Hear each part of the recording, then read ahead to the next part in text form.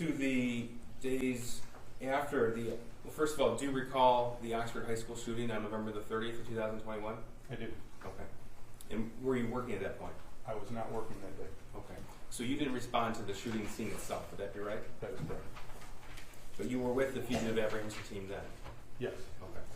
Now, in the days, the day or days after the shooting, were you asked to locate James and Jennifer Crumbley? Yes.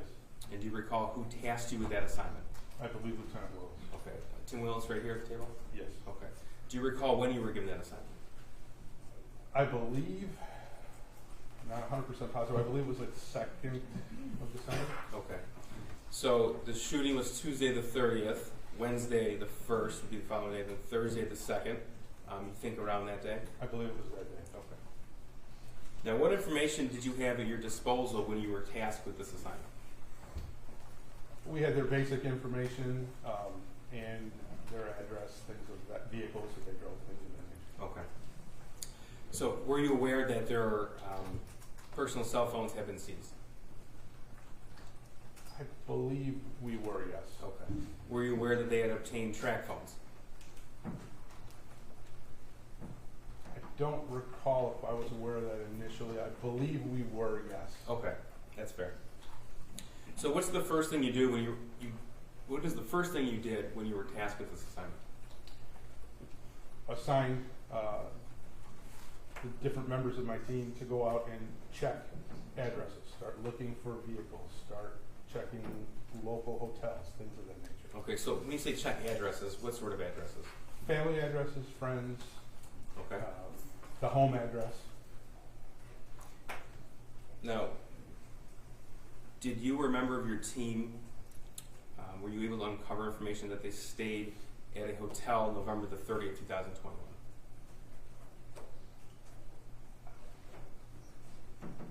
I believe so, but the specifics of what hotel I don't recall. Okay, that's fair. You said you had the James and Jennifer's vehicles identified at that point. Correct. Okay, were you made aware that a vehicle was located? Yes. Tell me about that, please. That vehicle was located in the city of Auburn Hills Where at in the city of Auburn Hills? at an extended stay hotel. Okay. And do you recall which day it was located? December 2nd. Correct. And what did you... I misspoke. December 3rd. Okay, It's located in the afternoon of December 3rd. Okay. So when you received that information, what did you do? I had everybody respond to that area to set up surveillance on that vehicle, check the hotel to see if they were still registered guests there. Okay. And did you come to find out that they had been registered guests, but they left that morning? Yes, I'm not sure the exact date they left, but it very well could have been that morning. Okay. It's fair to say that they left and they left that vehicle there. Is that correct? Okay. So did you have a team member sitting on that vehicle conducting surveillance? Yes. All right. Did they ever return to retrieve that vehicle? No. And do you recall the type of vehicle that was? I do not. If I said Kia, does that sound right to you? That does sound right.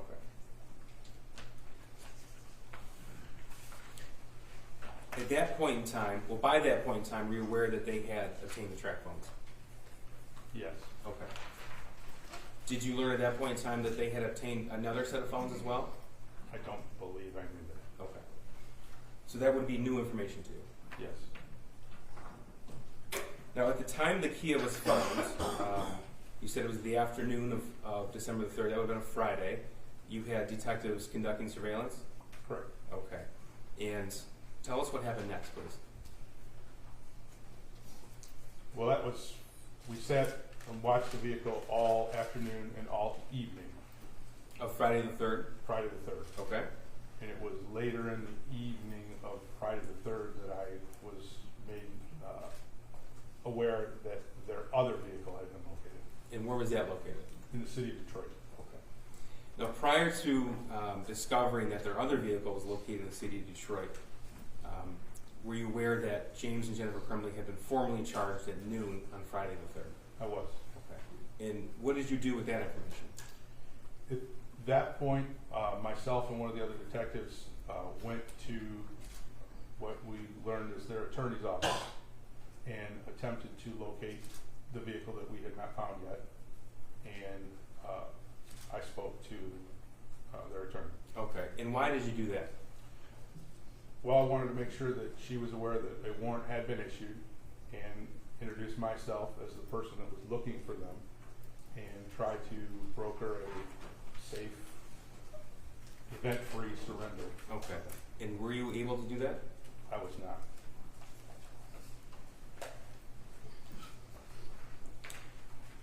Did the defendant or her husband ever show up at that office? Not the time we were there, no. Okay. And that was Friday, December the 3rd. Do you recall approximately what time you went there? Midday, noonish, Okay. around shortly after noon. And how long was that meeting at Jennifer Crumbley's attorney's office?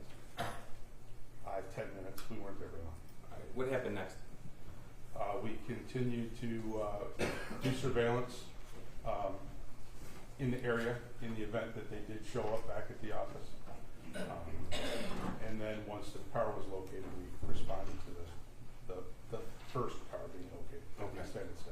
So I take it the fugitive apprehension team doesn't just sit and wait when somebody doesn't show up at their attorney's office. So were other steps being taken? Yes. Tell me about that, please. I had several other members of the team checking different addresses, checking hotels, all the things that we would normally do, continually looking.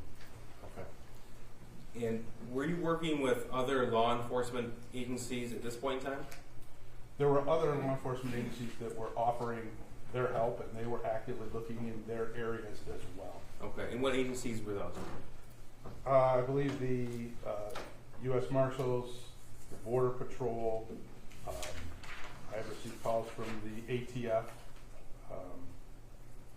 I know I believe the state police were looking, the Detroit police were looking. Everybody in the general area was looking for the vehicle that was still unaccounted for. Okay. And is that something that typically happens in a fugitive situation? Depends on the case. One of this magnitude, yes, that information would have been put out as a, be on the lookout for that vehicle. Okay. So as the detective sergeant in the fugitive team, you were the one fielding these offers for assistance? Yes. Okay.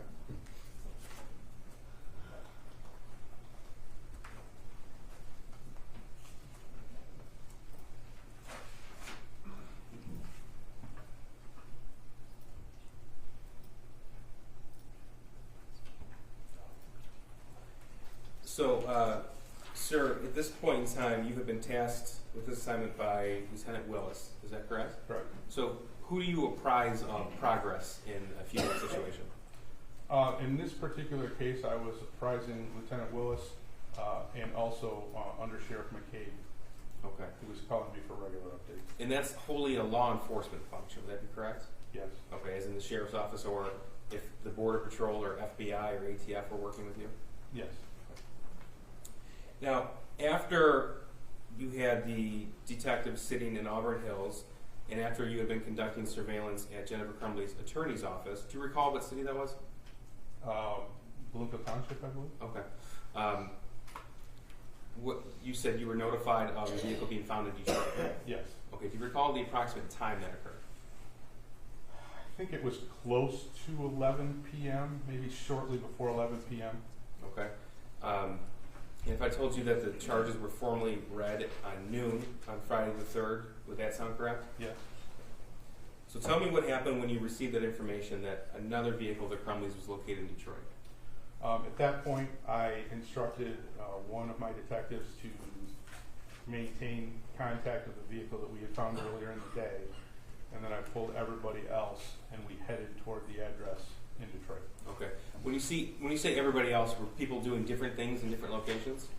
Yes. I mean, several of the guys were right there on the car because that was the one thing that we knew we had. So Okay. they were sitting there. So yes, I pulled everybody off of that location and any other task that they were doing to head to Detroit. Okay. What other tasks were other detectives doing if they weren't conducting surveillance? Just searching records, looking for anything they could find that might lead us somewhere else. Okay. How many members, if you can tell us approximately, are in the fugitive apprehension team? At that time, I believe we had 7. Okay. And were all 7 detectives assigned to this task? Yes. All right. Did you learn the address of the building where that second vehicle was found? I did. Okay. I said 1111 Bellevue Street in Detroit. Does that sound right to you? That sounds correct. Now give us an idea of where that is in the city of Detroit. It would be, I guess, on the east side of Detroit near Belle Isle, just a couple blocks in from Jefferson there, which is the main drag that runs along there. Okay, so close. So we're oriented near the Detroit River? Yes. Okay. And what's at that location? That is an industrial building that it was multiple floors and had multiple different suites or rooms in it. Okay. Tell me your observation when you arrived at that location. When we first arrived, the Detroit Police Department was there. They had the vehicle blocked off so nobody could get in or out of the parking lot. It was the only vehicle I recall being in the parking lot. And there were several Detroit officers on scene at that point. And when you say several officers, are we talking about 5 or 6, or are we talking about more of that? More than that. Give us an idea of how many officers were on scene. At that particular point, when we arrived there was probably 15, 20. Okay. And did additional law enforcement personnel arrive as the night wore on? They did. Okay. And all told, could you give us an idea of how many police or federal agents were there on scene? I'm guessing by the end of the night, there were probably around 100, I'm guessing. And we say the end of the night, did the night end with the apprehension of the defendant? It did as far as my team was concerned, Okay. yes. So by that point in time, there were over 100 law enforcement personnel on scene? I would estimate. All right. So you said you recalled being notified that the second vehicle was located in Detroit around 11 p.m. on Friday the 3rd? I believe shortly before 11, but around 11. Okay. Do you recall about what time you arrived there? We got down there pretty quick that hour of night, probably 15, 20 minutes. Okay. And so we're talking about 11:10, 11:15-ish, and I don't want to guess, so just tell me if that sounds right. Or a little bit earlier. Or a little bit early, okay. And there were already about 15 or so, at least, officers on scene? Yes. All right. So, once you arrived on scene, did you coordinate with other officers? Yes, I talked to whoever was in charge, the sergeant or the lieutenant, I'm not sure what his rank was, of the Okay. Detroit Police Department that was there. And then was a plan formed to search that industrial building? Yes. Tell me about that. As more officers arrived, we were able to gain access to the building, and we kind of formulated a plan that several of us would search the second and I believe third floor of the building, and the Detroit Police Department was going to search, their SWAT team was going to search the first floor. Okay. And sir, you've been a part of searches for fugitives in buildings in the past, I take it? Yes. Okay, give us an idea of what that looks like. It's a very slow, methodical process. You slowly approach every door. You do your best to make sure that obviously no one gets hurt inside or outside. You make entry in, and then you search every place inside of the room you're in that could possibly hold an individual. Okay. Is this a quiet endeavor, or is noise made? It can be quite noisy. Okay. And it's quite noisy the night of December the 3rd, 2021? Yes, it was very noisy. So you had, I think you said 7 detectives at your disposal in your particular team? Yes. Okay. And there were other teams conducting searches at the same time? Yes. So each team was searching different areas of the building, would that be right? Yes, we searched. Each team kind of was responsible for a certain floor of the building. Okay. And were there police vehicles on the perimeter of this building? Yes. Okay. Could you give us an idea of how many police vehicles you saw? Dozens.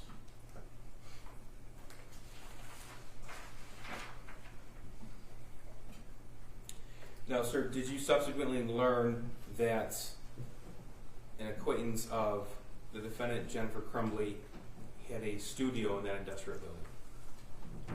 I learned that at some point, yes. Okay. So you weren't involved in the actual apprehension of the defendant or her husband, is that right? That is correct. Okay. And tell us, if you know, how the apprehension occurred. I believe that when the Detroit Police SWAT team searched that room, they were located inside of that room. Okay. And do you recall the time that occurred where they were found?